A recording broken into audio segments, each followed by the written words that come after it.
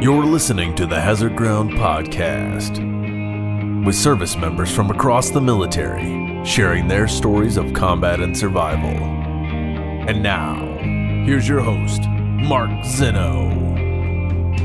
Welcome into the Hazard Ground Podcast. As always, we appreciate you joining us each and every week.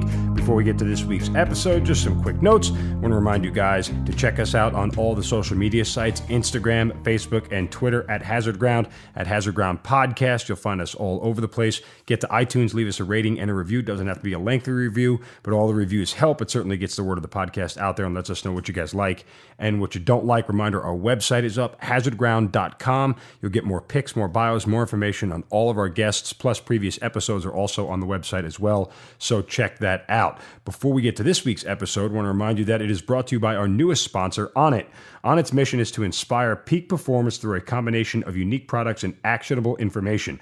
Combining bleeding-edge science and earth-grown nutrients and time-tested strategies from top athletes and medical professionals, Onnit is dedicated to providing their customers with supplements, food, and fitness equipment aimed at helping people achieve a new level of well-being they call total human optimization. Onnit was founded in 2010 with an idea to make cutting-edge nutritional supplement combinations. In July of 2011, Onnit released Alpha Brain, its flagship cognitive enhancer, and hasn't looked back since. Eventually embracing the concept of total human optimization, Onnit has added unique, nutrient-dense foods and functional strength fitness equipment to provide key assets to the mind and body that they can utilize. Again, every Hazard Ground sponsor is a product that we've used and stand by 100%. Otherwise, we wouldn't waste your time talking about it for the episode. So get on over to our website, hazardground.com, and check out the sponsors. That's hazardground.com/sponsors. Click on the Onnit banner and try Onnit today. Remember, support for our sponsors goes right back into the Hazard Ground, making it the best show it can possibly be. Again, that's hazardground.com/sponsors. Click on the Onnit banner and discover the Onnit difference today. Now on to this week's episode. Joining us now on the Hazard Ground Podcast, he has served 5 tours of duty in Iraq and Afghanistan. He's a former Marine captain, also the recipient of a Silver Star, a Bronze Star for Valor, and a Purple Heart. He's currently an author of 2 books, including Green on Blue and the other, Dark at the Crossing. He is Elliot Ackerman here on the Hazard Ground Podcast. Elliot, welcome. Thank you for being here. Thanks for having me. So yours is an incredible story. You've been traveling the world essentially since your time in the military, covering, I guess, conflicts and everything else and writing about them. Obviously, a novelist now. But let's go back to the beginning and tell us how you got your start in the military and why you signed up. Well, I did ROTC in college. So I did Navy ROTC and wound up as a Marine Corps officer. I think I wanted to have a job when I got out of college where whether I was good at my job or bad at my job really mattered. I wanted to have responsibility at a relatively young age. I'd always sort of had this innate interest in the military. So kind of all those things combined led me into the Marine Corps. But I started ROTC pre 9/11. So 9/11 happened my last year of college. So as I was heading out the door, as a newly minted second lieutenant, everything had become very real in a way it wasn't when I, started as a freshman in college. It's funny you mentioned that. I've told the story several times on the podcast. I did the same thing. I was commissioned in 99, and I remember going through job fairs senior year. Well, I didn't go through them, but all my classmates were going through them, and they said, "Why aren't you going to the job fair?" I said, "I got to go in the Army when I get out. I did ROTC like you did." And they looked at me and said, "Why don't you get a real job?" And of course, we know that 9/11 made all of our jobs real.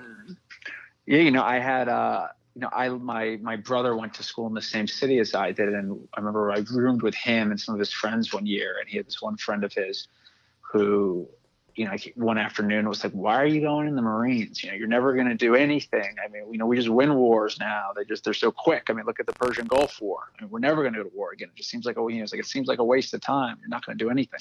That was like in 1999 or 2000. So the environment that I kind of came in was very, very different than the environment that I went out in. Yeah, and remember, Kosovo was fought from 35,000 feet. Whatever we did through the air. And so we weren't really combat-oriented at that point in time. But again, obviously all that changed after 9/11. Let me ask you, so you get your commission. Where are you and what's first for you as far as the military is concerned?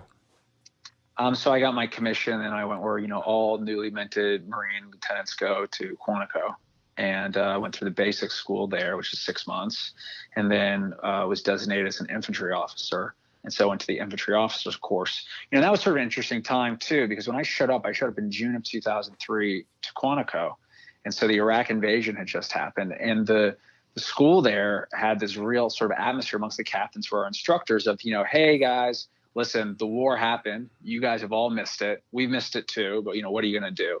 And then after like a month or two, some sort of senior first lieutenants started trickling back, and they were guys who'd been in the invasion. So we got to kind of like talk to them. You know, they all had combat action ribbons, which was like, you know, very exotic to us.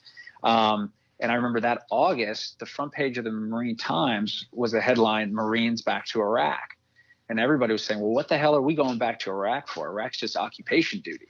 And Marines don't do occupation duty. So there was all that conversation.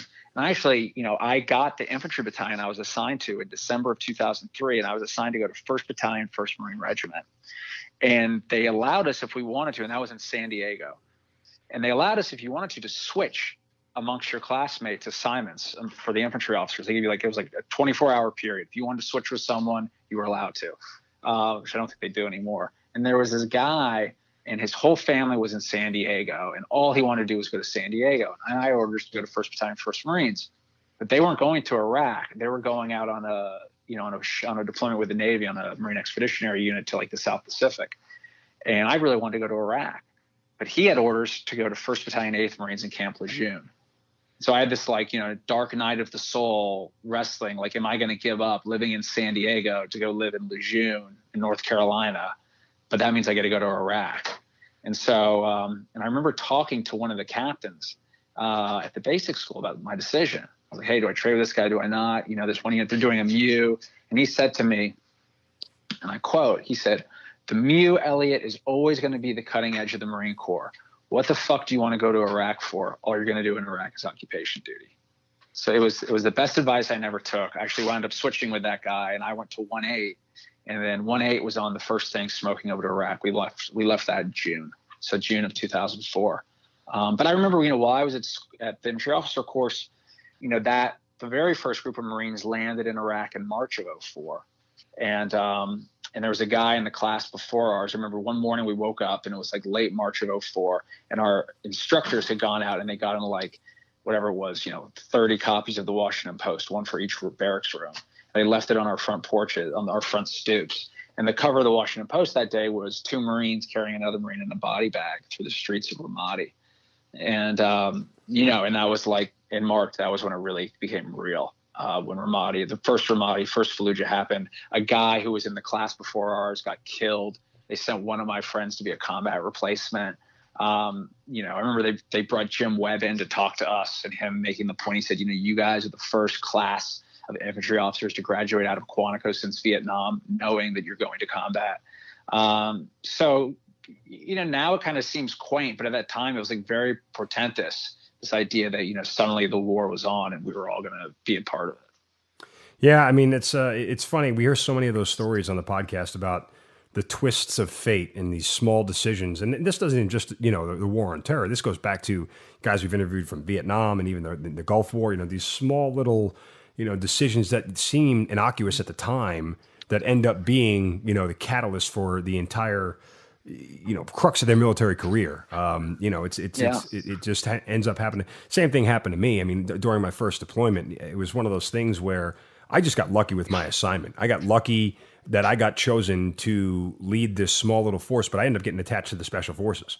And I tell people repeatedly that if you laid out all the assignments for a captain in Iraq in 2005 and asked me to pick one, I couldn't have picked a better one on my own. I mean, it was one of those fortuitous circumstances. And to this day, you know, I've been in almost 19 years. I look back on it, and it's still the best part of my military career. So, you know, the military has a way of taking care of you like that. It's kind of funny. All right, so you get over to Iraq. What's your first mission? What are you doing? Where are you? Give us the lowdown. Well, I mean, I remember getting there. So it was June of 2004, and the Coalition Provisional Authority was, you know, just disbanding, and the Iraqis were taking over. In theory, you know, in theory, and. But, you know, it was just a different time. I remember going out on my first, you know, left seat, right seat ride, or turning over with this one rifle platoon. They'd been from 3rd Battalion, 4th Marines. They'd been there for like 3 or 4 months. They'd fought in the first Fallujah battle. And they had all those stories. And we were the green guys showing up. And And I remember going and hop in the back of this high back Humvee, and they built like center line seating in the Humvee. So there's like a bench in the middle, and then all the Marines are stacking up cases of MREs and and cases of water on the outside of the high back. I'm like, why are you guys stacking the food there? They're like, well, they have these things called IEDs, and if the IED goes off, it'll hit the MREs and the water instead of us. So that was like your armor back then. I mean, there was like nothing. I remember those days. Yeah. So it was really, everything was jerry rigged together. But, at first we were patrolling. Our battalion 1-8, we were attached to the 1st Marine Division, and we were the only East Coast 2nd Marine Division battalion attached to them. So we were sort of like, they kind of gave us one of the least important areas of operations. But what that meant was it actually wound up being kind of a good thing, because anytime something flared up around Al Anbar and they needed more Marines, we were always the one. They're like, well, 1-8's not doing much out by Al Assad, so we'll pull 1-8. So we were always get pulled. So we kind of wound up like as a fire brigade. So we moved around quite a bit. So I was in Haditha when I first got there. Then I went outside of Fallujah for a chunk of that summer. Then we were back up in, Haditha and Haqqaniya, Rawa, Hit, all these places around Al Anbar. And then we came back in the fall of 2004 for the 2nd Fallujah battle. And for those civilians listening who aren't familiar, Al Anbar province in Iraq is about 90 minutes directly west of Baghdad. Once you get to Fallujah Ramadi, which everybody kind of knows about if you're a civilian, it's about 45 minutes west of Baghdad. Al Anbar is just a more open area to the west of that was a big Marine staging ground for the most part, right? I mean, most of the Marines spent their staging base in Iraq in the Anbar province. Yeah. Yeah, the Marines sort of owned Al Anbar. And it's funny, I mean, I don't know how long you were there for your first deployment. No, Marines deployment's a little bit shorter, but when you talk about Anbar and Fallujah Ramadi, I went there once, and I remember it was the scariest part for me, leaving Baghdad and going that way, because it was always it was the hottest zone at the time. You go 2004 and 2005, because really it was weird when you look back in the Iraq War. So we had the initial invasion, that was like all of 2003, and once that died down, 2004 there was kind of like this little bit of a lull, right? Because no one really knew what to do next. And then towards the end of 2004 and 2005 is when the insurgency really started in earnest, and violence really started to pick up. And all of 2005 out in Anbar and Fallujah Ramadi was hell. I mean, it was the most dangerous place in Iraq. It was. I mean, the thing that's interesting about the Iraq War is, there's definitely chapters of it, and so when I was there for most of 2004 and a little bit of 2005, there was a lot of like direct fighting. Like there were ambushes, and they would be shooting at you from the palm grove, and you'd be shooting at them. And there was Fallujah, which was a whole set piece battle. So in many ways, it kind of fit into a more traditional conception of war. I mean, even though it was a guerrilla war. But then you get to, you talk to guys who are there like in 2006 and 2007 and 2008. Yeah. And that stuff didn't happen anymore. It was all just IEDs, but like colossal, catastrophic IEDs. Like I've been in a vehicle that was hit with an IED in 2004, and we were all fine. Like I think the turret gunner, got his bell rung a little bit, but everyone was fine. Whereas in 2006, I mean, if you're the vehicle that's hit with an IED, I mean, that's it. You're done. Good night, Irene. Like, people aren't walking away from those IED strikes. So that had changed. And the funny part is, a lot of people don't realize, civilians, back who weren't there, the constant, chess match between the enemy and us. Like, they realized very quickly they couldn't stand toe to toe to us, right? They couldn't stand in palm groves and start shooting at us. They would get run over. Like, they just didn't stand a chance that way. So they had to find a different way to fight. And then constantly, even the IEDs in and of themselves, they got more complex. They got bigger. They got stronger. Every time we would put a new plate of armor on or a new way to avoid an IED, they would come up with something different. And then literally that went on for a 4 or 5 year period. Yeah, absolutely. And they had help too. So you had the Iranians helping them and other people helping them. So, I think it was, it was the war there was constantly evolving. So tell me about that first deployment as far as when you look back on it. Was it what you expected? I mean, do you feel like it was one of those things where you had this preconceived notion going in and you left with something totally different, or was everything you thought it was going to be? I remember at a certain point, my company commander, who's still is on active duty and is a full-bird colonel now. It's, one of the greatest guys I ever worked for. He's a really sort of low-key guy. But I remember he grabbed me, and it was at the end of the Fallujah battle. And, and we'd been like, we had a kind of a rough go of it. Two of the lieutenants in my company, had gotten, one had been killed, one had been hurt pretty badly. We had a lot of wounded Marines. So we were sort of at that moment, that inflection moment, like, a month and a half after the battle, were just like, a lot of guys weren't there anymore. So it was sort of poignant. And I remember he looked at us, me and a buddy of mine, who was actually my roommate from IOC, which is, my training in Quantico. And he said, you two guys are the luckiest guys and the unluckiest guys in the Marine Corps. He said, you're the luckiest guys because you went right out of the gate and your first deployment was this, which is the, biggest battle, biggest urban battle the Marine Corps fought since Way City in Vietnam. He said, but you're the unluckiest guys because nothing you ever do in the Marine Corps is going to compare to this. And he was true. And, he was right. It was true. You ask for like expectations. I mean, in some respects, it fit my expectations because I had, and feel very privileged to have had that experience of like being a rifle platoon commander, in combat and in a battle and the whole thing. So, I mean, we had a joke in my platoon, which was, it's your favorite war movie and you're the star, just because there would be, at any moment, there were like a variety of situations you'd be in where, you'd find yourself like in a building or something and you had to move down the street and you'd be shouting like, everybody on me, and you're like, I can't believe I just said everybody on me. But like, seriously, like everybody get on me. Like we got to go right now. So, it was sort of surreal in that way. In all honesty, I mean, I'm silly saying this, but I think it's true. It felt like you were in Stanley Kubrick's Full Metal Jacket in the Way City scenes. I mean, that's pretty much exactly what it was like, fighting house to house like that. So, so it kind of, that deployment, met my expectations. But the thing that was strange about it was that I recognized was an outlier experience. Usually that is not what a typical deployment is like. So tell me about the Second Battle of Fallujah. It's obviously a day that's going to stick with you forever, but kind of take me through what happened that specific day. It wasn't a day, it was a month, more than a month. It was more than a month.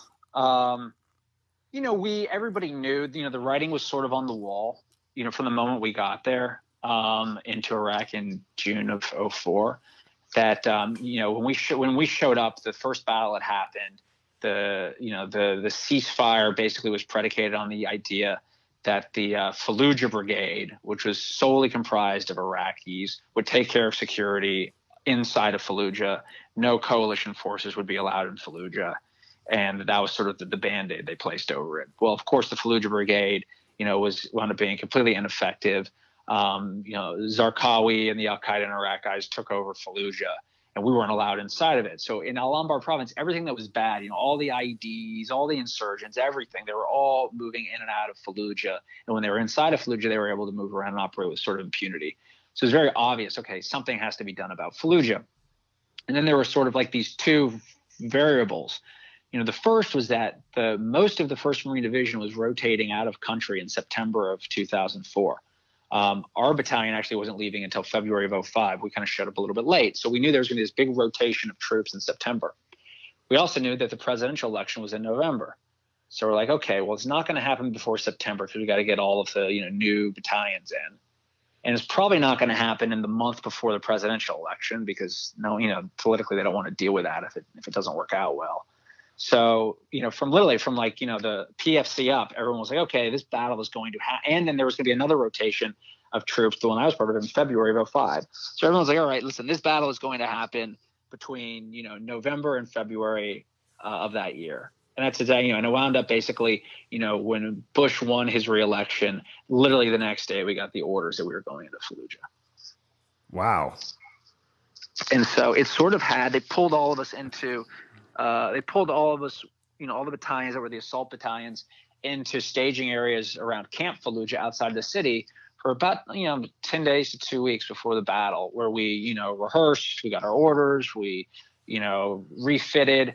And that had this real like Second World War, hitting the beach feel to it. I mean, we even talked like, when's D-Day? All of our rehearsals were D+1, D+2, like, it had that vibe. I remember them setting D-Day, this is D-Day. And then like D-2, all the chaplains were giving services in the camp. I mean, platoon commanders the night before the battle, all of us, like saying, all right, buddy, see you on the other side. If, you were in Charlie Company, I'm in Alpha Company, so it's sort of, so you're going through those rituals, and but they feel surreal because they're familiar just from everything you've seen in our culture.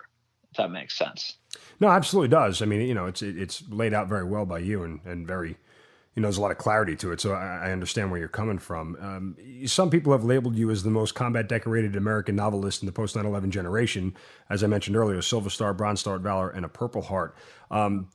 Tell me about the engagement for those. Was it all the same one, or did they come on 3 different engagements? How does that all play out?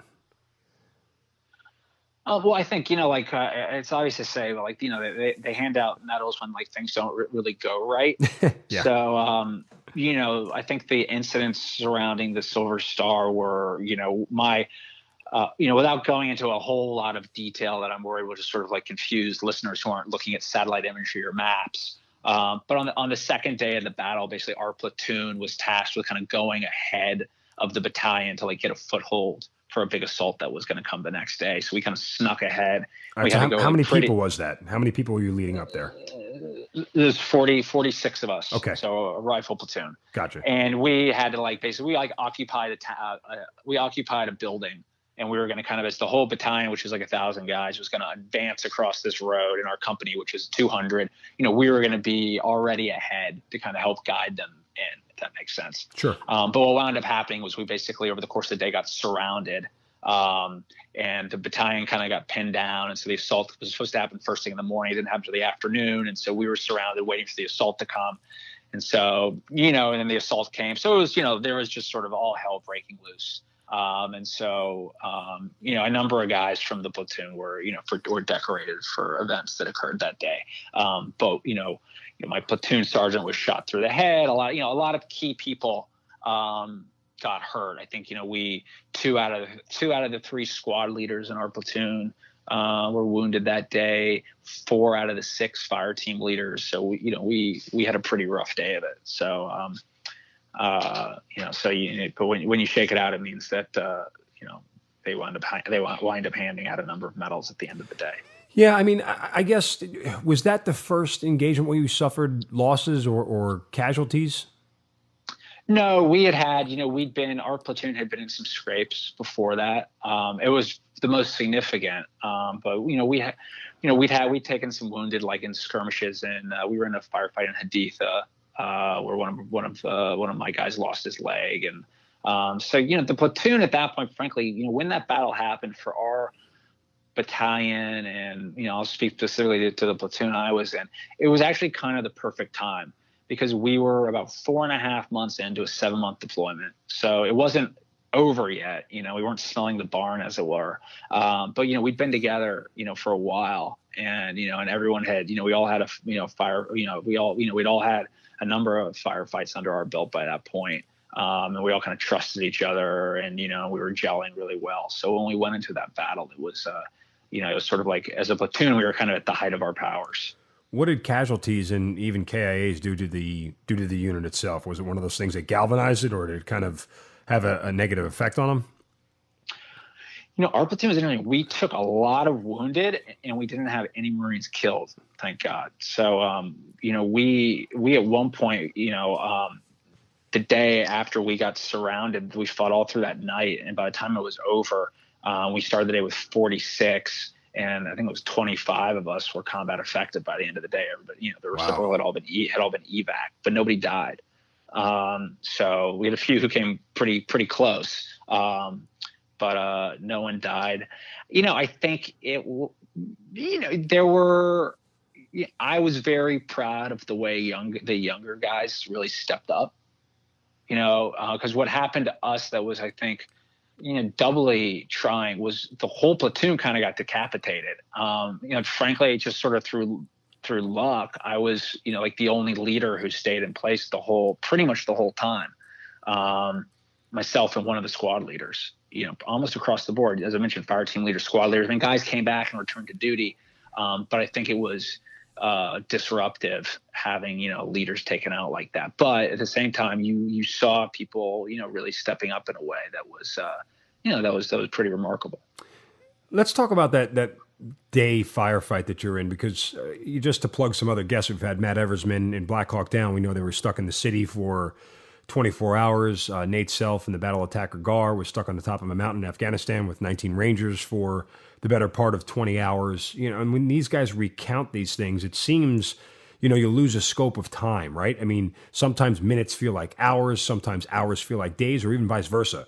Hours only feel like it went by in the blink of an eye because there's so much going on that you lose track of time. What was that whole engagement like for you when you look back on it? What stands out about, that day-long firefight? Yeah, I think that's certainly true about losing track of time, or you just you start to lose the conception of it. I can break down, from the morning we cross the road at, 2:30 a.m. to when we get to foothold in this building, to us strong pointing this building, to the sun coming up, to us seeing insurgents kind of moving around with impunity because they don't think anyone's that far south, to us, opening fire on them and then returning fire and then maneuvering around us, to the company not coming in the morning, to a guy named Lance Corporal Brown getting shot. He got shot through the femoral, and we had to evac him. And then there's like these very specific memories. I remember when Brown got shot. There was blood everywhere. It was a femoral bleed, and after we got him evac'd, and the same instance, my platoon sergeant got shot through the head. And so we ran their evac. I remember there was blood all over this small room where we were trying to maneuver around. And this building we were in was like a candy store. It's like a grocer's. And so we had stacked bags of salt, like sandbags. So I remember cutting open those bags of salt and throwing them down on the ground so we wouldn't slip on all the blood. But just like that image of the salt blood, I really remember. I remember trying to get us out of the house because finally there was this, the whole company was assaulting in the afternoon. And I remember arguing with my company commander. I already said he was a great guy, but saying, why are we going? It's 2 p.m. They know exactly where we are. We were going to get cut to ribbons if we try to get out of this house. And you guys are going to cut to ribbons too. Why don't we wait 4 hours and do this at night? And him saying, sorry, we got to go. And having that argument on the radio. And I remember all the Marines watching. I remember looking up and seeing probably 7 or 8 guys all watching me because they knew the outcome of that conversation. That moment they felt could determine whether they lived or died. You know what I mean? So there's these flashes of memory that are very, very clear to me. And then, and then there's sort of periods of time that are a blur. The way we got out of that house was we couldn't go out the one door because they had it dialed in. So we had some combat engineers with us. And we came up with a plan to basically stack a bunch of explosives on the inside of the house and blow out the sidewall. So we blew out the sidewall and then all went out that way, which they didn't have dialed in. And that led us into, an assault. We were assaulting up to a phase line deeper into the city now. And now we were relinking up with our company on the move. And, but that assault went on for several hours, well into the night. And our platoon really got chewed up in that assault. But that whole assault is a blur to me. But I remember very clearly losing my voice that night. So, the second I had lost my voice from just so much shouting that day. And I spent the rest of that Fallujah battle, month-long battle. I spent the next 10 days of it, talking like this. I could only talking basically like a hoarse whisper over the radio. When you look back on it, do you ever wonder how you made it out alive? Just luck. It's all luck. I remember I have a very distinct memory of in that assault being on a knee on the radio. And, we had a section of tanks with us at that point. So, I'm sitting 10 feet from an Abrams while it's just, firing main gun round after main gun round. And I don't know if you've been next to an Abrams for it's pretty damn loud. and trying to hear on the handset of my, Prick 119, those old radios, trying to hear my company commander something. I can't hear because I can't hear him. I don't know if he can hear me. And I'm screaming into the radio. And I remember looking at the ground, just trying to communicate with him and watching AK rounds kick up around me and my radio operator. See, luck. I mean, had that guy been a better shot, I don't know if I'd be here, but just lucky.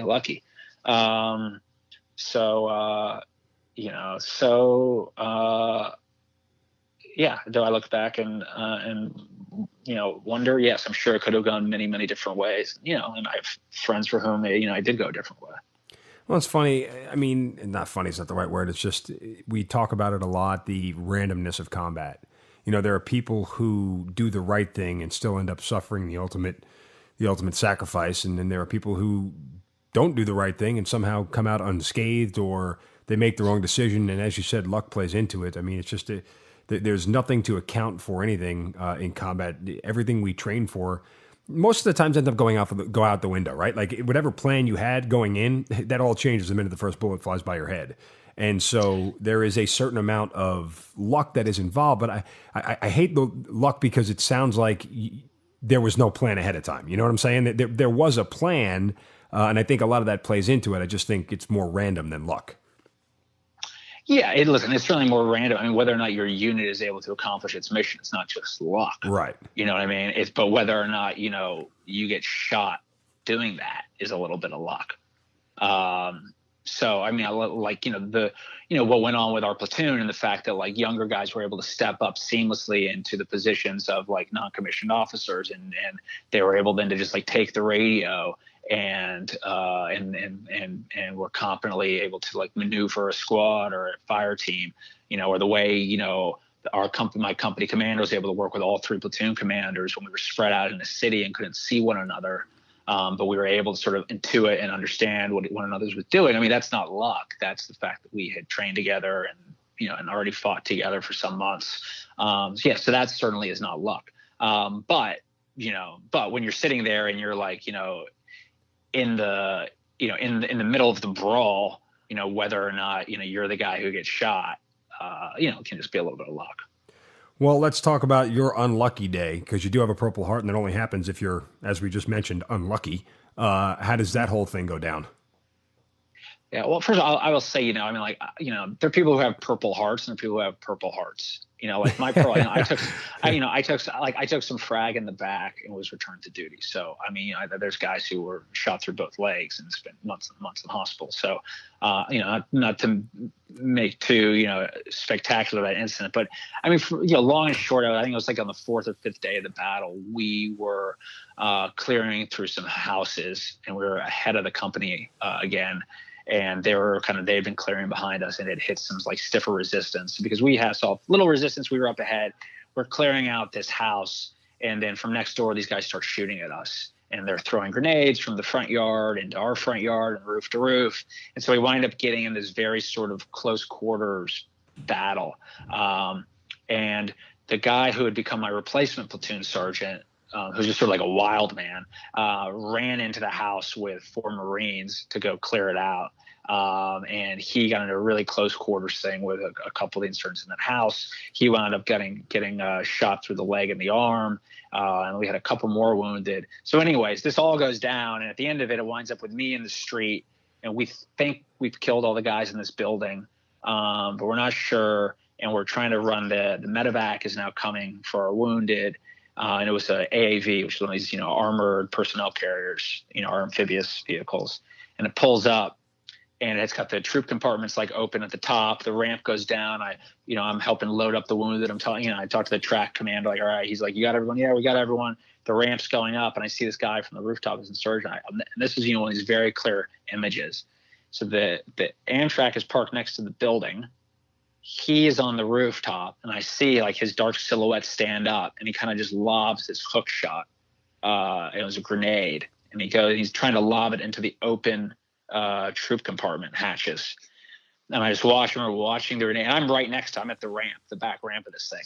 And I remember watching it, and had that grenade landed in it would have killed everybody inside the troop compartment. But it doesn't land in the troop compartment. It bounces, it lands between the Amtrak and the building, which is sort of right where I was standing. So I like kind of turn away to run, and the grenade blows up, and and I took some of the frag, and in the back, kind of right underneath my body armor. Was it reactionary for you, or was it like you were watching it in slow motion happen? It was like watching it in slow motion, and wondering like, is he really going to throw this thing? No, he'd thrown it. It was actually one of these like, I've never been this close to a grenade before. I wonder how these things really work, frankly, the type of idea, like how big is this going to be? You know what I mean? Because if it's really big, I'm fucked. If it's not too big, I think I might be far enough away where I'll be okay. So it went off and, just a bunch of like, it felt like having someone like take a handful of pebbles and throw them at your back as hard as they could. And then, I reached up and, a little mess of blood and stuff like that. But, again, it was, they patched me up and I was, I never left. So, not all Purple Hearts are purple, there's Purple Hearts and then there's Purple Hearts. There is, again, and it's not to put one more importance over the other. And I get your point. I mean, it's a sentiment that's been echoed several times. Unfortunately, we got to a point in the war where awards started being handed out because people showed up, and it devalues the award for everybody who has it. I mean, if everybody has a Bronze Star, then it's not really special anymore. Yeah. It's funny. I have strong opinions about this, but the thing I found in the Marines, I actually found almost differently, that the awards had been, and the cultures are maybe a little bit different, but the Marine Corps culture was so far sometimes on the other end, which is, we have to make sure no one ever gets an award that they don't deserve. That, like a lot of Valor Awards, I read up a lot of guys for Valor Awards, and the awards process was, it took 3 years for a guy to get a Bronze Star for Valor. That's nuts. And so, and it's nuts because what's sad is that the award gets handed out and the guy's like, not a single person who was there with him sees them get the award, right. Nothing. So it kind of loses its meaning. I mean, there were Army units I knew of where when I later in my career worked with Special Forces, and the policy was like, all the awards have to be in by this date and they all have to be processed so that, when we come off of, our post-deployment leave, we're having an awards ceremony and guys are going to get their awards in front of, their teammates. And like, that's how it should be. And frankly, the Marine Corps has been, I think, continues to be really bad about that. Yeah. Awards and very stingy. I'll just say last piece, like my criteria as I kind of watched awards and organizations, my criteria is always that, I wanted to get a guy the most award. I wanted to get him the biggest decoration I could possibly get him for what he did, just to the point where if he would stand in formation and not feel embarrassed by it. Like if he would stand in formation, everyone's whispering and saying like, this is BS, then you shouldn't get the award. But if the guy could stand in formation and no one says a thing about it, says, yeah, fair enough, then he should get that award. No, I think that's logical. I mean, I'm kind of with you on that. I remember my first deployment, the one with the SF, they gave me a Bronze Star on the way out, and I felt like I'd earned that one. I mean, the amount of work I did and the job that I did for 15 months and how long I did it for and what, I went through and survived and everything else, I felt that warranted that. Now, when I went back to Iraq the second time, 5 years later, I was in 04 at the time, and I worked up on division staff, and they had some policy that all field grades and above got at least a Bronze Star. Well, yeah. And I'm sitting here going, I did nothing to earn this. Like, I don't even want, like I told them, I don't want it. I'd rather you give it to one of my soldiers. I'd rather you give me an award I don't have that's lower than this. If you're going to force me to get an award I didn't earn anything for, at least give me a new ribbon. You know what I'm saying? As opposed to give me one I already have. But it got to be that bureaucratic with the awards. And I'm with you. I mean, I think that you want them to have value, not only for the individual, but for everybody across the board, so that what the standard is to get one, and that it's not something you purposely achieve; it just happens to you. Yeah, I mean, I'm us forgetting my flaws. My ultimate philosophy, I think we should just get rid of the awards. I think it's sort of what Bobby Lee said about. I think he said when someone asked him if there should be a Medal of Honor for people who fought in the Army of Northern Virginia, he said merely saying that you were in the Army of Northern Virginia is the greatest distinction a man could have. So there were never any Valor Awards, no mention in dispatches, just nothing. And part of me feels like that. I think that the award systems can sometimes distort what the experience is really about. Because at the end of the day, too, like, the people you care are going to know what you do. The people you care about will know. I don't know. I just feel like in my experience, I've seen awards create more heartache than anything else. I agree. I mean, and I don't want to harp on the philosophy of the whole thing, because again, different, rational people can have different viewpoints on this whole thing. Sure, of course. Let's get to one more award of yours, and that is the Bronze Star for Valor. Those again typically aren't handed out like candy, so it obviously was something that was worthy of the efforts of it. What happened that day? I think it was a combination of incidents, but I was, later in my career, I was a Marine special operator in Afghanistan, and so our team, which is about a dozen of us, were responsible for. We were the combat advisors to an Afghan commando battalion. So there were a couple of raids we went on, which were pretty dicey. So I think that factored into it. One where we wound up landing in a hot LZ, and there was one particularly bad ambush we were in, where we lost a soldier who was from the Special Forces team that was our sister team, and so I think sort of leading the team through that is why I got that award. Yeah. When you look back on Iraq versus Afghanistan, what stands out to you as far as not only the wars themselves, but the environment and everything else? And, obviously to a certain extent, these wars are still going on. Yeah, I think, the years that I was in Iraq, you could feel that the people you're fighting against were sort of much more ideologically zealous. I mean, I remember watching, an Al-Qaeda and Iraq guy run out into the street with an AK and spray an Abrams tank. I mean, that's great. It's very brave and courageous to go take on an Abrams with an AK. Well, it's also a suicide mission. Yeah, and I remember watching the Abrams like swing over its coax and fire a main gun around at the guy, and he just disappeared. And I was like, that was pretty stupid.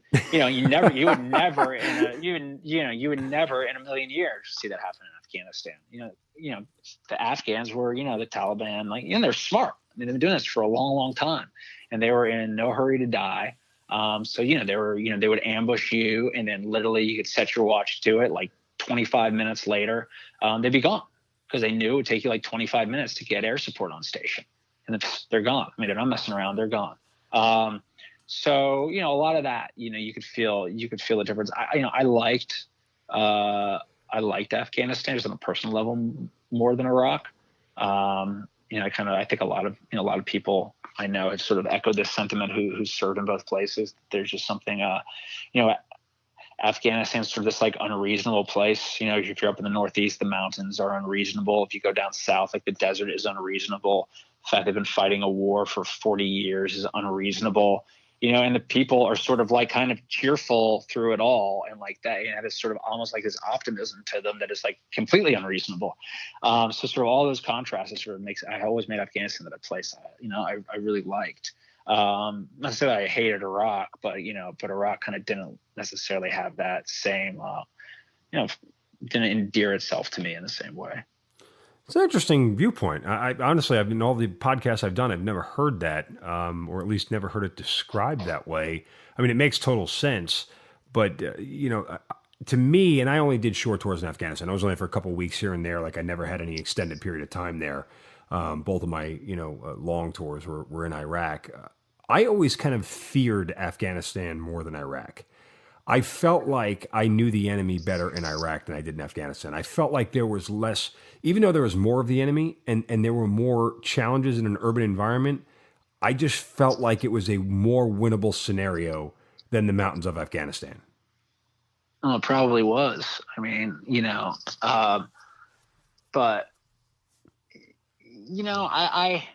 and maybe I skew that way because when I was in Afghanistan, I spent a lot more time with Afghans. I mean, when I was in Iraq, I was a rifle platoon commander. I did some work with Iraqi partner forces, but not with any real depth.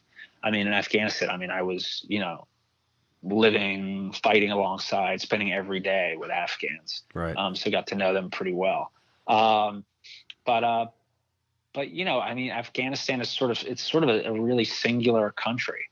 I mean, for, not only, culturally, geographically, but just, the amount of like suffering that you've seen roll through Afghanistan. It's sort of to see a culture that has endured all of that. I mean, you kind of almost have to stand there in a sense of awe to understand how people have kind of lived and continue to live in those conditions. Yeah. Well, I mean, there are two villagers who could live a mile apart and never see each other their entire lives.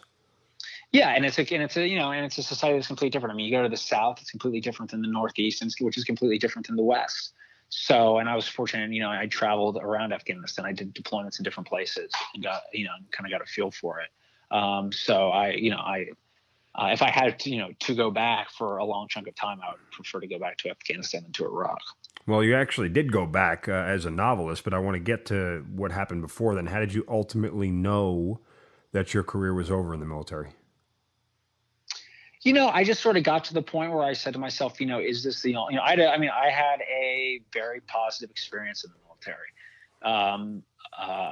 It was very hard, but I felt like I was able to do the things that I wanted to do and was able to do work that was meaningful to me and hopefully, contribute to people. So I felt fulfilled. And I just sort of hit a point where I was like, is this the only thing I want to do with my life? Because I'm at that time now where I need to, either stay in or get out. Because if I want to do something else with my life, I'm probably at an age now where I need to go do that. I'm not the guy just out of college anymore. I've been at it for 8 years. So, and I came to the conclusion that there was other things I wanted to do in life. I wanted to write, and that, I didn't necessarily want to sort of ascend through the ranks and become a field grade officer and all of that. And so, it was a difficult decision, but I decided it was time for me to, hang up the spurs, as it were. Was the writing thing something that was there in you before your experience in the Marine Corps? Or did something, in your experience in deployment say, hey, I want to write about this? No, my mother was a writer, so I was always around it, but I didn't go in like, I'm going to go in the Marines, so I want to write about it. I just went in the Marines, so I want to go in the Marines. And then, I decided I wanted to write, and then you sort of look at, well, what am I going to write about? And having had those experiences sort of gives you kind of an undeniable topic. So, well, you can obviously write about this. So, so I started trying when I got out. I didn't write at all when I was in the military. When you decided to write, your first of 2 novels, did you know what topic you were going to write on? Did you know what you were going to get to? Or is that something that there was an incident that happened that was the impetus for it? You sort of like, you have a sense. Listen, everyone writes, differently. All novelists work differently, but, I had a sense of what the book was about, in Green on Blue. Green on Blue is basically, it's a story of an American who's killed by an Afghan, but it's all told from the perspective of the Afghan. So I sort of wanted to go into, I don't want to tell a story that's almost like a parable. It's kind of like the Afghan. I want to try to tell a story of the Afghan war, but in micro, so there's like one American, there's one tribe, there's this one village and valley that they're fighting over. I sort of wanted to like put all of it in one place. It's a little bit like, the Thin Red Line with Guadalcanal. It's all happening in this one place.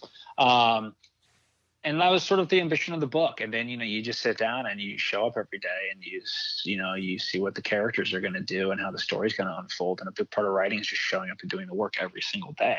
And if you sit there and you do the work, you start to see things, you start to see the themes of the book emerge, and you start to understand how it all fits together.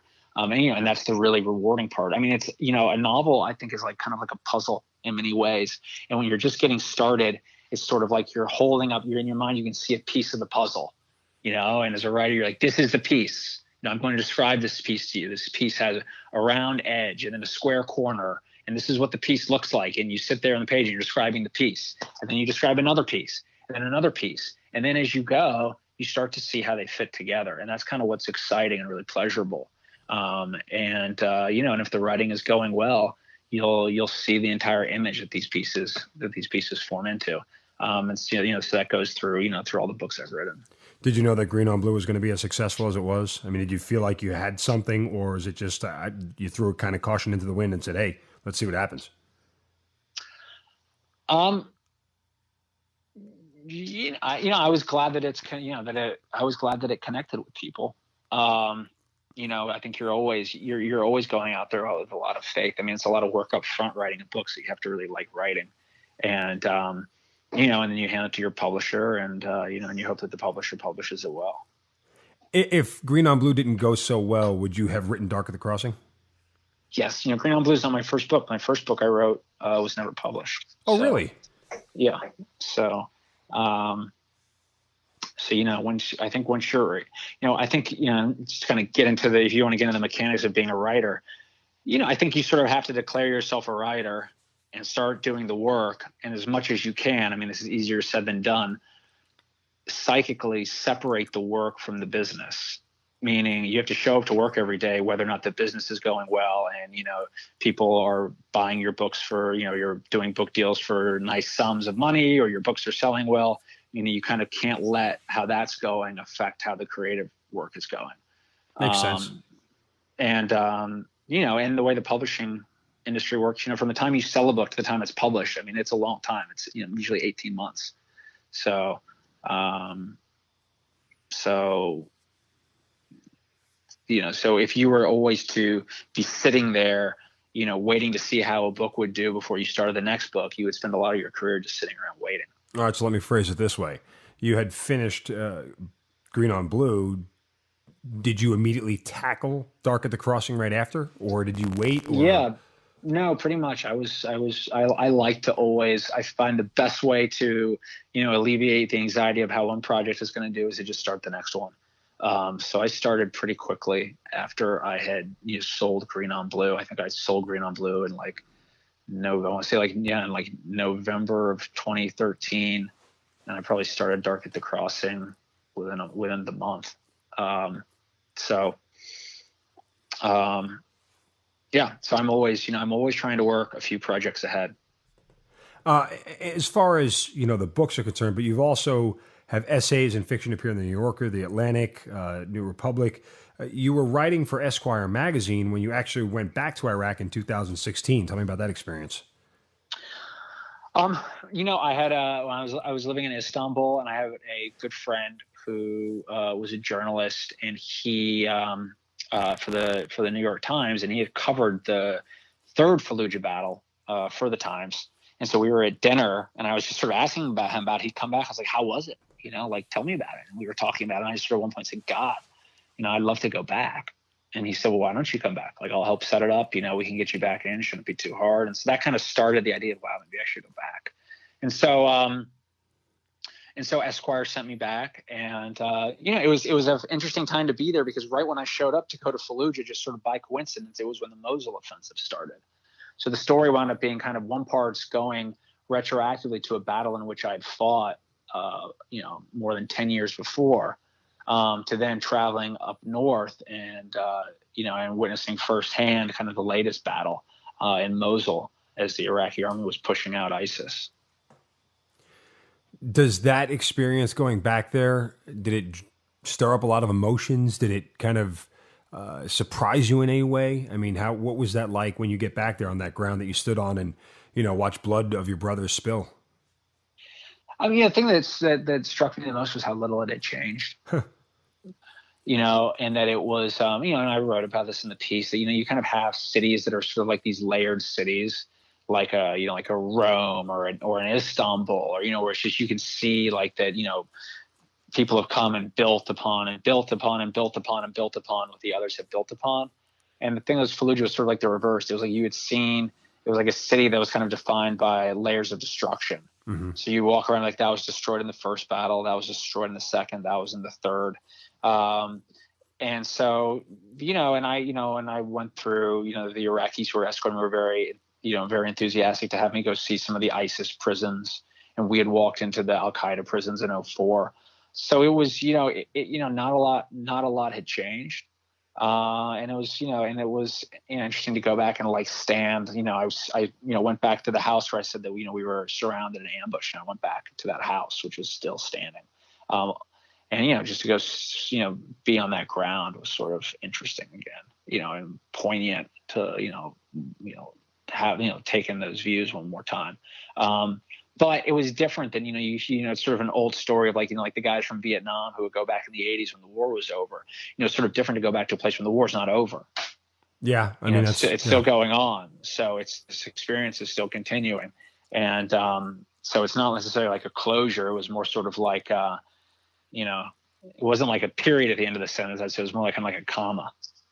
Now, part of me would love that experience, to be able to go back to the places where I got in gunfights and the places where I was hit by an IED. And because as you talked about, there are some memories you have that have such clarity, right? Like you can specifically see everything about that spot and remember what you saw and what you did and everything else. And to stand back there, I think it's got to be a surreal experience, but there's certainly got to be something cathartic about it. Yeah, I would say I didn't find it quite as cathartic as you might have thought, just because it's still going on. I could imagine if I was walking through Fallujah and the grass was green and the city was buzzing and people were smiling and, my children were with me and I was saying, this is where Daddy fought and it was this vibrant place. It might feel cathartic. But I was walking through a place that looked exactly like it did 10 years ago and had just been leveled by ISIS. And, and everywhere I was, and any time I would, take a step this way or that way, the Iraqi police was like, be careful. Like there's UXO over there, you could get blown up. Like, I don't know. We think they're booby traps still. So, you felt and in some respects, it just actually felt like I was in a time machine. I was back in 2004 again, I remember at one point I was standing on the roof of that house. And I write about this. I'm standing on the roof of the house where we've been surrounded. And I'm looking because at some of the views I had that day, because I spent that whole day, I was like staring at the same views. So I sort of remembered what the views looked like. And there was this little cinder block wall. I mean, it's literally as high as your knee, maybe. I'm like, holy shit. And I look at this little crumbled wall, and I had spent like 20 minutes, like literally crouched behind that wall, trying not to get shot, because that was the only bit of cover I could find. And that little crumbling wall was still there. Wow. And it was just sort of, so it wasn't like a spectacular, reference point that I was looking at. I was like, that little wall is still there. I can't believe it. You know what I mean? And I mean, I feel like I came all the way here just to see like a half dozen crumbled cinder blocks that haven't moved in a decade. Do you think you'd be as good as a writer as you are without your military experience? Yeah, I just think it becomes who you are. You know what I mean? Like I can't extricate myself from those experiences anymore.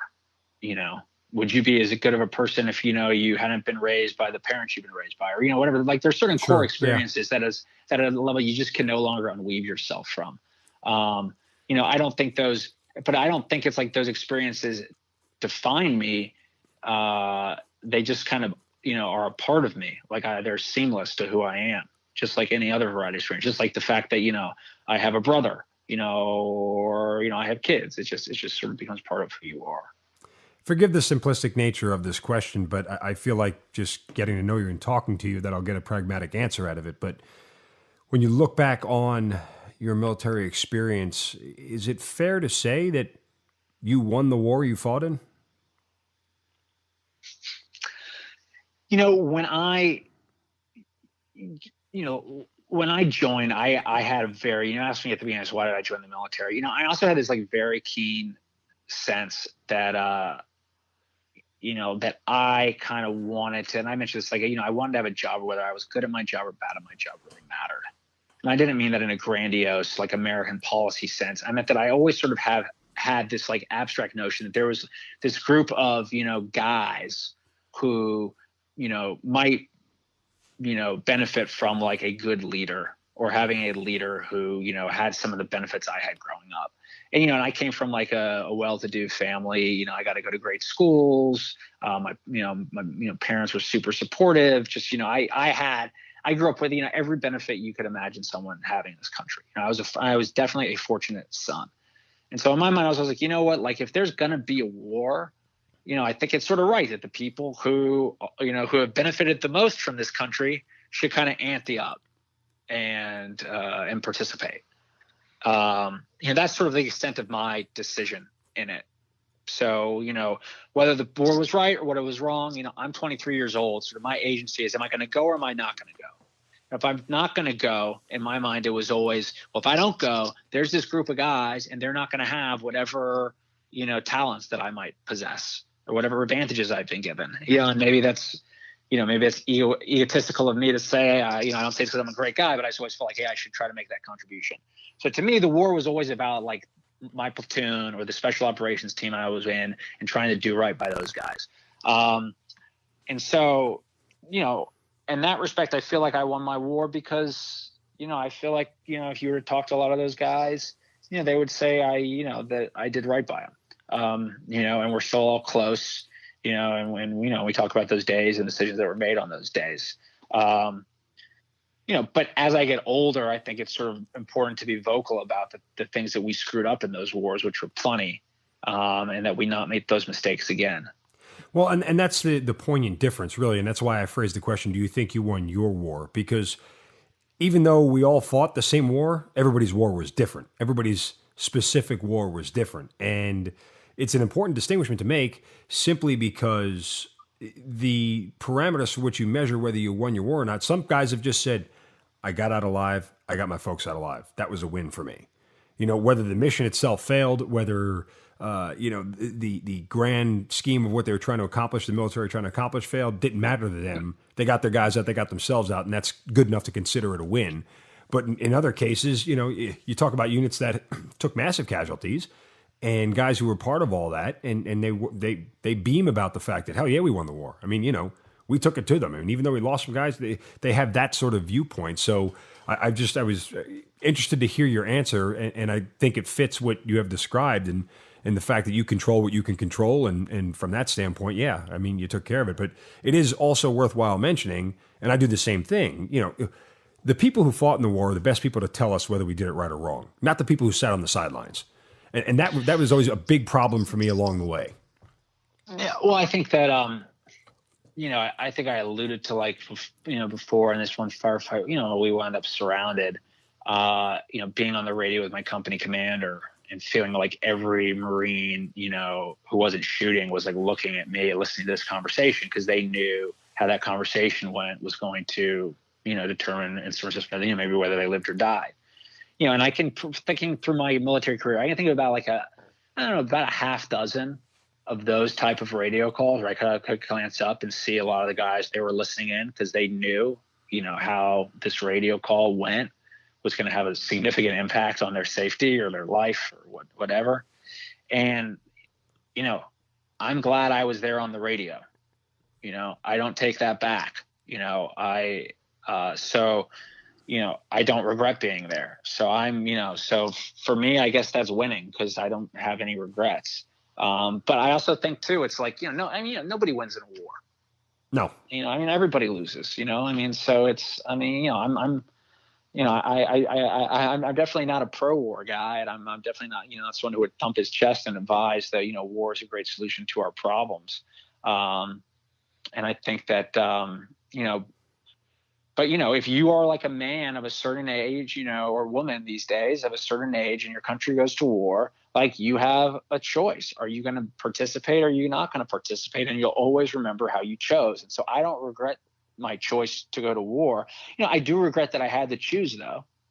I wish like our leaders had done a better job steering us away from those wars so that, maybe my time in the Marine Corps could have just been spent, kicking my heels up in Okinawa.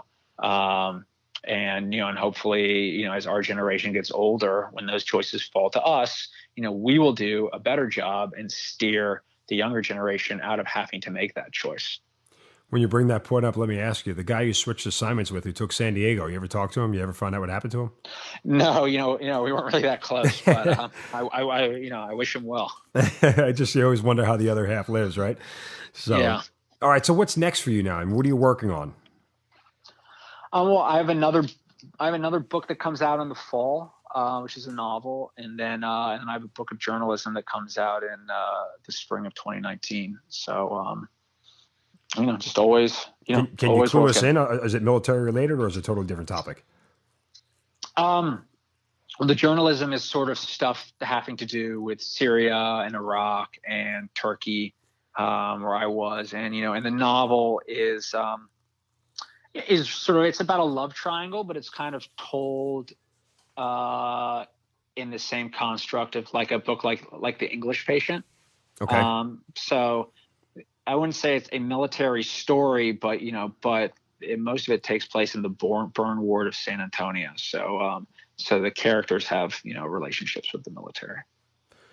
Well, Elliot, listen, it's an incredible tale that you've told, and I know it's uncomfortable for a lot of people to talk about their experiences and why they got their medals. So I appreciate you, even at a minimum, spending the time with us to share those stories, because they're impactful for those who don't have those experiences, especially the civilians listening, to understand kind of, the ins and outs of why these things happen. So I certainly appreciate you doing that. I know it's uncomfortable at times. People don't like to talk about the things that they've accomplished and why they got them, and that's certainly part of what makes our job. We don't need the awards. We don't do it for thanks. We don't do it for praise. It's comes with the territory that we've chose something different. So again, I certainly appreciate you spending the time with us to tell us those stories. And obviously, again, the novels, Green on Blue and Dark at the Crossing, I assume you can get them at Amazon, Barnes & Noble, all the other places? Anywhere fine books are sold. Yeah, there you go.